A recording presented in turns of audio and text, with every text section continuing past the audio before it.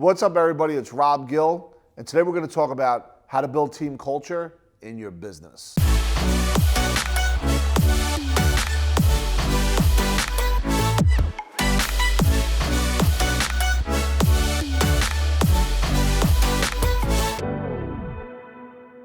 So what's up, folks? I have today with me Dr. Roger Sahoury, guy who is just a multiple business owning entrepreneur, hard-working, futuristic thinking, scientific help selfing, people beginning to have the lifestyle they deserve. And what I noticed about Roger, because I have the good fortune of knowing him, in his businesses, he builds an unbelievable culture. Unbelievable. So Doc, if you don't mind me asking, how did that start? Like, how do you go about building culture when you bring somebody new on? It's putting people first, right? And letting everybody understand what that vision looks like. So when we bring somebody on, we want to put them through like a closed eye process, right? So I want you to close your eyes right now, right? And then I will start going into what that culture looks like before we ever even hire them. So let me just give you an example of what the culture looks like in one of my businesses, which is Above and Beyond Holistic Wellness Center, right? So when somebody opens that door, when they first come in, right? So we're going to talk about when somebody actually first walks in. When they open that door and walk in, my team is going to know who that person is before they even walk in. So if it's a new person and they walk in, they are going to get love blasted, right? So if it's Rob here, they're going to go, "Hey Rob, it's great to see you. We've been looking forward to seeing you." They'll come up and they give them a hug, right?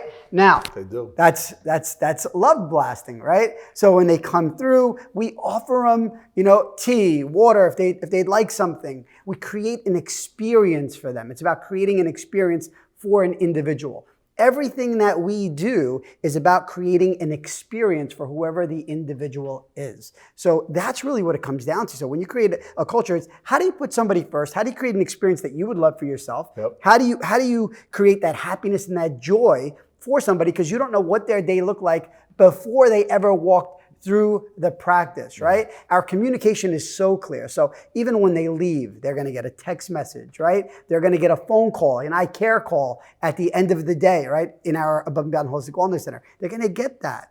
They're going to get reminders if they're already an existing patient. When they come through, we're continually going to be educating them and empowering them on how to become the healthiest version of themselves. So we'll give them access to webinars, to live workshops, to dinner events, you name it. They're really getting it. They're embedded in. We're going to teach them how can they really begin to go on this journey of health, not only for themselves, but for their entire family, so that they could all get well together. And then how can they use these principles of being in a rhythm, getting in a healthy rhythm, breaking bad habits and adopting better habits, and then strengthening their entire body and their entire life when it comes to work, when it comes to family, when it comes to relationships, when it comes to all of it. These are the things that we bring to the table. So that's amazing to me, because what I'm hearing is the culture, they have to, Roger takes his team and trains them long before they first engage in a potential customer walking into the front door.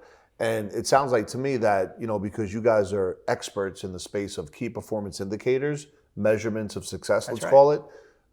I guess you could kind of look and see where there's gaps based on your KPIs, key performance 100%. indicators, based on what you just talked about. That's right. So if somebody's interviewing for a job, and this is for all the people out there that are looking to find out about how to kind of create the culture in your business, let's not forget what we're talking about here.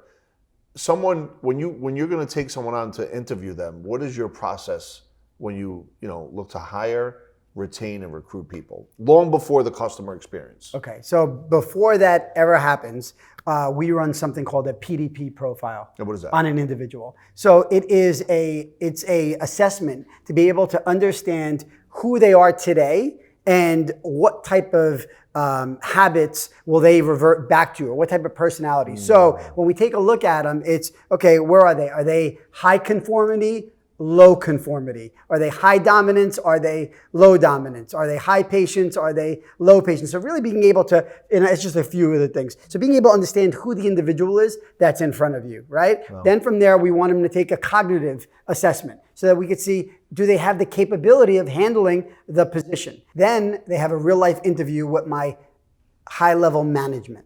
Once they get through that process, then I am willing to meet them myself. And I want to feel their heart, and I want to get to know who they are, because it can't be a job in our center. It needs to be a mission. So Doc, what I just heard, let me just kind of play this back a little bit. That your culture starts with an extensive psychological, let's call it interview, right? And if they go through that process and understand that above and beyond wellness has to be the number one priority, not their own personal feelings, right? Once they get through that and they take that next step into the interview process, it's about measuring their heart. Because by the way, you could measure heart with money if it's done the right way, right? And then from there, then you get to interview them. Yeah. Question I have is, was it like that 10 or 15 years ago? Or is this something you developed through all the different businesses that you have? Because you are an expert at business culture. Yeah. So that process happened within the first 5 years of being in business. And that's where I implemented that to happen. And it was from learning. Yeah, right? well, I was going to say, where did you learn that from? It was learning, right? And I've done so much personal development, and I really just wanted to be a master at many different things. It was like I was wearing 1,000 different hats, you know? And I said, all right, I want to learn this space. I want to learn that space. I want to learn that space. And I said, okay, well, how do you interview somebody? Right? And then that's when I got into that space. And then I'm part of something called the Ultimate Achievers Club. Yeah. So being part of the Ultimate Achievers Club is where they brought in some other experts, and then they started teaching us this process. And when they brought that process in to what I was currently doing, it really just meshed beautifully. So, and to be clear, the UAC, Ultimate Achievers Club, are experts at creating the kind of culture that we're talking about right now. That's right. They give you the map and the action steps on how to do it. Yeah, I mean, it's really a collaboration of just brilliant minds where we all come together, and then we take the best practices, and then we create our own. So when I said, hey, they taught me, it was more of us collaborating minds that came together, and I said, all right, I like this, I like this, I like this, I like this, and I formulated my own process. So one of the greatest things that I've learned about, collaborating with Dr. Roger, becoming partners with Dr. Roger, copying and mimicking and modeling his style on how to build the right kind of culture here at Epic, because he shares a lot of those strategies with me. The one thing I noticed, for everybody out there, the one thing I noticed is Dr. Roger surrounds himself with people that he wants to model after. So he sometimes doesn't want to or have to be the smartest person in the room.